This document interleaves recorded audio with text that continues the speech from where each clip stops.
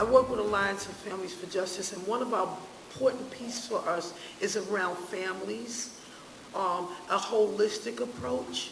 And many times we just treat the person and not all that comes along with it, right? Families are suffering also. You know, for people who are undiagnosed, you know, there are many people who hide this mental illness. So we see them coming in and out, and we aren't sure yet because they haven't identified themselves, or nobody has given them a title of mental illness. So that's a scary piece for me, to think of many people that I know in this community who probably can get diagnosed with mental health, but because of the shame, the guilt, and the uncomfortability of being honest, they won't, right? So I think once we open courts that are addressing their needs, the shame begins to go away, right? Because that means people care. I also was thinking about the connection with people who use. Most people, I'm a recovering addict, and I know many of us use and we're self-medicating. We don't even know that we have some mental illness, but we're using to kind of, you know, help ourselves, right? And so I think that's important, and we have drug court, and we have all these different agencies in the community who are really reaching out. But I think more importantly is trying to change the lens of people in our community to see the importance of, like, the need for these services. And the way that we do that is beginning to have programs, beginning to show people we love them until they can love themselves.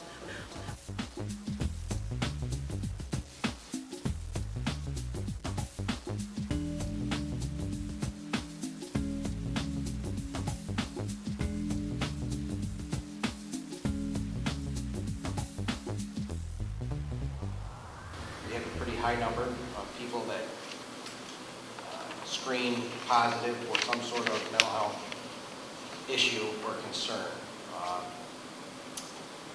As far as that goes from there, about 10% of our population probably has a pretty severe mental health issue.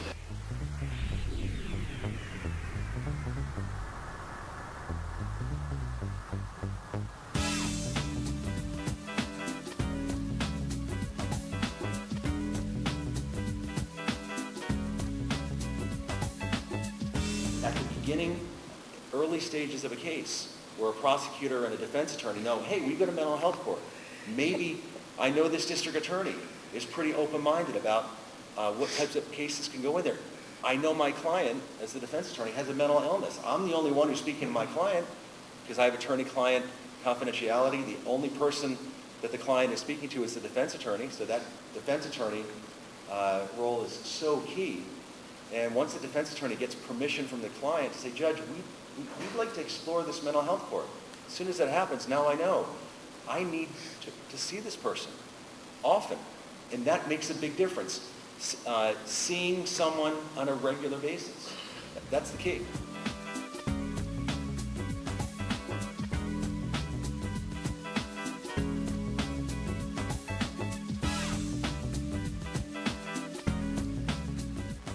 My job is to basically be a psychologist for the person who is the client, and to get them to places to get services,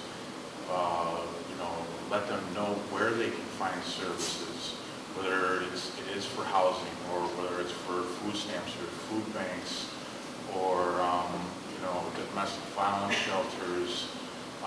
If the client needs anything, it's my job to not only know where these resources are, but to get them to them.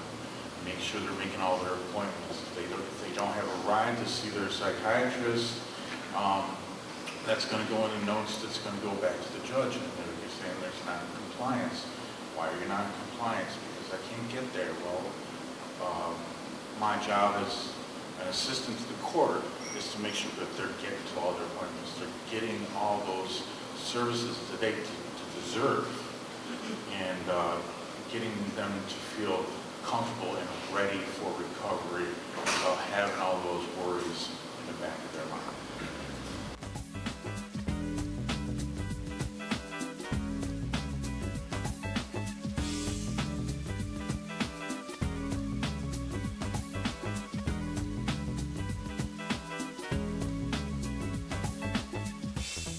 In a traditional criminal prosecution, we don't really get the opportunity to learn that much about the individual who's charged with the crime.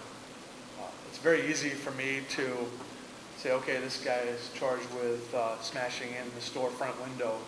That's criminal mischief. It's worth more than $250. Can I prove that case? Sure, easy. But that's not the point. You know, why did he smash in the storefront window? When you take the time and you step back to pause and try to get the information about him as a person and why he's doing what he's doing, you know, that's where I think we need to slow down the system and increase the interaction with the court through a mental health court.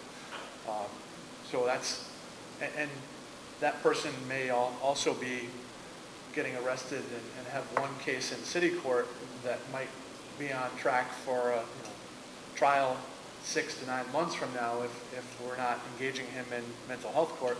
He might also be arrested 3 more times in Groton Court and Lansing Court and somewhere outside of the county. And so typically that person is really exhibiting a pattern of behavior that we're hopefully going to help him break. As far as the family connection goes, many times family members are victims of crime and have even more of a stake in making sure that the person breaks their pattern of behavior and is connected with the resources that they need to connect with. And I think that if we can engage the family in the court process and invite them to court, that's something I think would be really beneficial.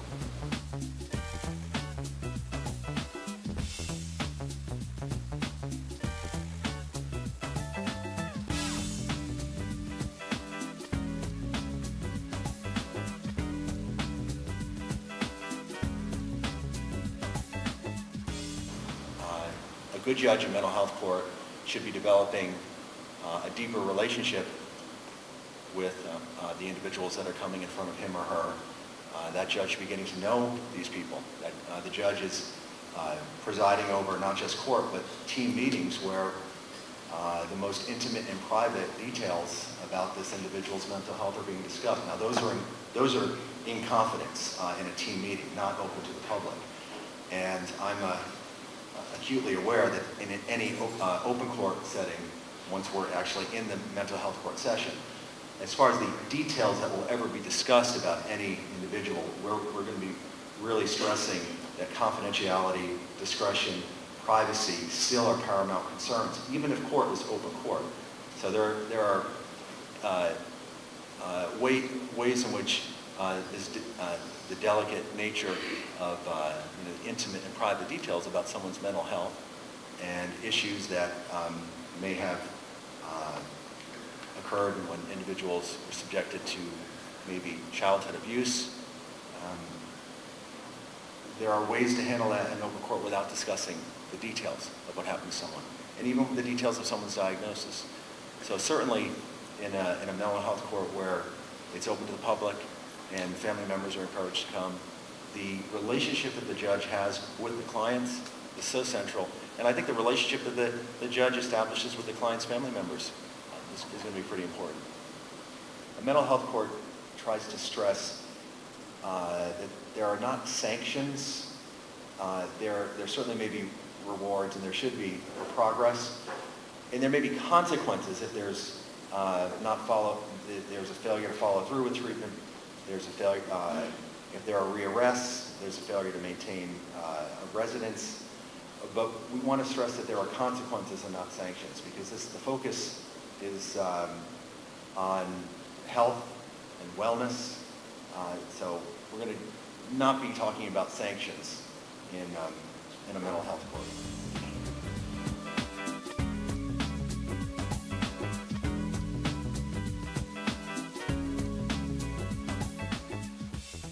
As an office, we do have an obligation to do training, and there's been some training that I've done in the last year relating to like implicit bias, for example, which is really important.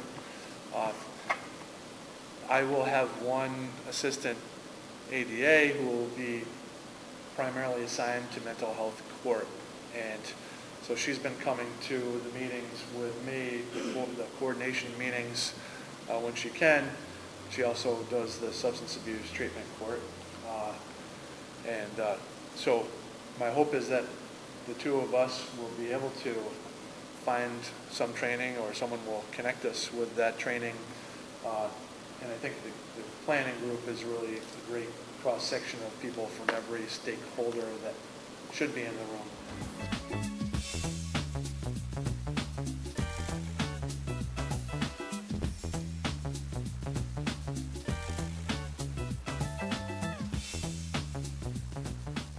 Attorneys, when they graduate law school at Cornell Law School, and they go out in the world and they work with people, and they're working with in the criminal justice system, where they're going to work with a lot of people that have a mental illness. There is no training in law school for these future attorneys about mental illness. There's a lot of great courses on tax law and corporate law,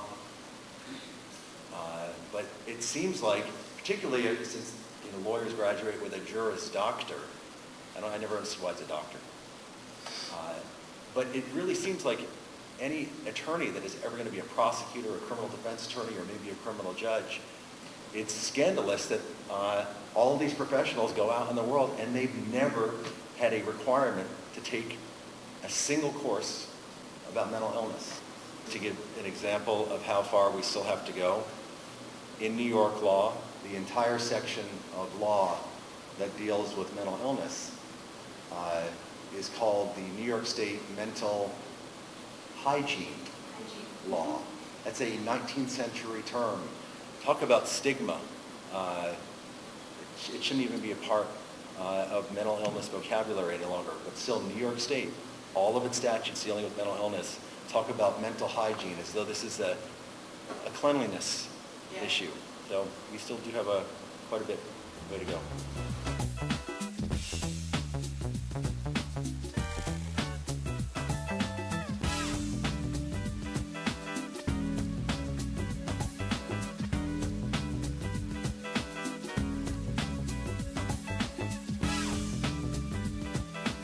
I was thinking when y'all were talking about it, how do we change the stigma, guilt and shame around this, is by beginning to talk about it. Not being afraid to talk about it, and not just with law enforcement and the other, talking with one another, in our own families, in our own rooms, sharing with each other the devastation. I just was speaking to a friend here today, known her years, worked with her son, and he's in jail because he suffered from mental illness and made a mistake and said something he shouldn't have said, right? I wouldn't have known that if we didn't have the conversation. So I think having more conversations, not being afraid to have those uncomfortable conversations that makes you shake inside. And then once you have them, it's like, wow, I'm so glad, right?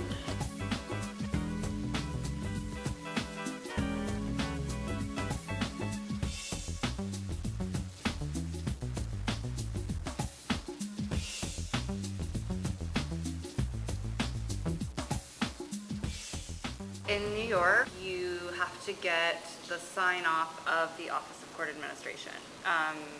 The Unified Court System has to sign off on any new court that is. So there are the courts throughout all of New York State, with the exception of the town and village courts. But all the other courts, the criminal courts, the civil courts, the Office of Court Administration, the Unified Court System oversees all the courts.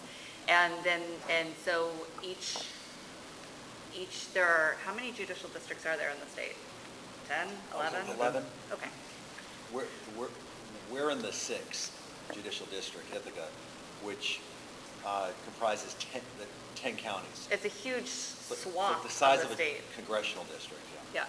So, and then you have to, within your judicial district, you have to have each judicial district has an administrative judge who is a judge, who's, I don't know, does important stuff. Molly, Judge Molly is her name. Judge Molly. But they have to sign off on any sort of any new courts coming up. And so historically, there have been administrative judges who have been less excited about problem-solving justice, and so things like drug courts and mental health courts and things have been harder to get started. And then other administrative judges are very excited about them, so it just kind of depends, luck of the draw. But also there are real concerns about the Office of Court Administration, of course, has court budgets, and so anything that's going to, cause finance. So you just have to get them to sign off on it. And then, there are my organization has ways that we recommend setting up a program, and you guys when I saw that list of stakeholders that was coming to the first planning meeting, I was like, wow, this is exactly what we tell people to do. This is amazing.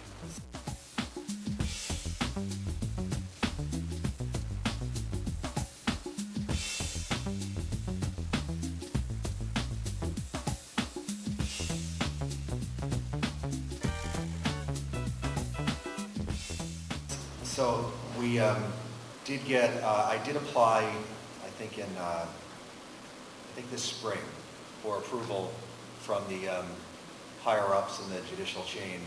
And we did, Ithaca received approval from the administrative judge out of Binghamton, Judge Molly Fitzgerald, as well as the number 3 judge of New York State, who's the chief judge of policy and planning, and that's Judge Sherry Heitler, who I think you probably work closely with. So we did get that permission to start a mental health court.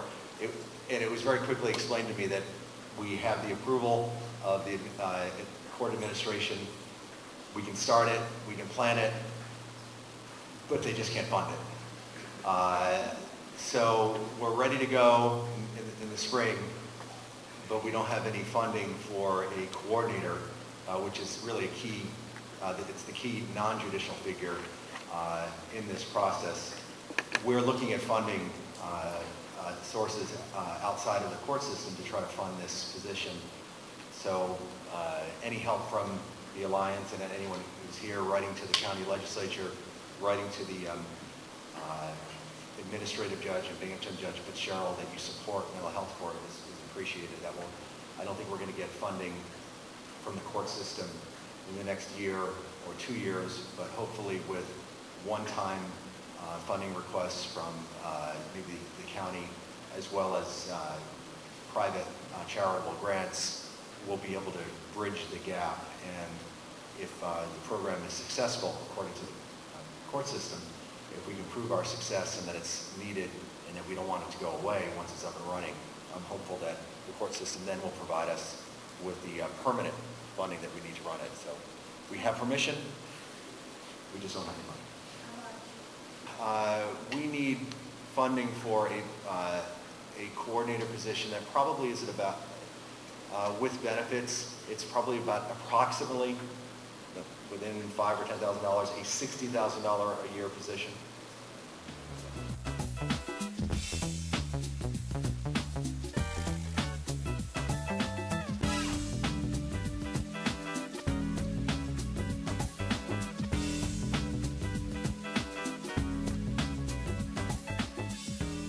The question is, if you've never been incarcerated, but you're in the mental health court, you haven't served any time in jail, but you need services and the mental health court is appropriate for you, and you don't get rearrested again, is that success? Now, I want Amanda to answer that in a minute, but from my point of view, success doesn't mean just not going back to jail or not going to jail in the first place. Dealing with issues that have been dormant or unaddressed for years if that person now is on the road to a better life, a better way of wellness and recovery, that is success. Second, if the criminal case ends, and then that person who's never been to jail, it is likely, knowing our district attorney, that he's probably going to have a policy of rewarding that success with a complete dismissal of charges in that case, maybe? I don't, and that would be a success to not have a criminal conviction, so that's a lower number of convictions. You know, mental health courts, it's not really clear, do they work in the sense of, you know, what is success? But success from the court system might be the person's not getting arrested anymore, or decrease in number of beds occupied at the jail. You and I think, have a similar sense of it's the wrong question to the right problem. The focus is mentally ill people should not be subjected to incarceration. You know, of course, depending upon certain crimes that may be unavoidable, but for the most part, how we treat mentally ill people who are us, you know, that's the important question. Not is it what success do we attain, but it's the right thing to do. It's the moral thing to do. Now, mental health courts appear to be growing. Unfortunately, you know, the answer could very well be that the only way to really attain true success is when mental health courts start decreasing in number. But mental health courts address a problem that has been boiling for years and years and years. And without universal health care, we're going to need mental health courts for adults who are now in the criminal justice system. Universal health care, and every person in this country being able to get access to medical and mental health services, you know, from birth onwards, that's how we're going to eliminate the need for mental health courts. That's not, I'm just a judge. I'm not in the legislature or the executive branch. But obviously that's, you know, our community knows that. How do we address systemic racism as, you know, I think we need to invite a lot of people from other communities to our community, because this community does not lack resources. We have so many resources. We have so many alternatives to incarceration. When the judge and administrators out of New York City came and visited Ithaca and watched us starting this process of putting together a mental health court, and they heard from our district attorney who said, I don't want anyone to be excluded from a mental health court. I want this to be open for anyone. They turned to me and they said, what kind of community is this? So we need to invite people to our community.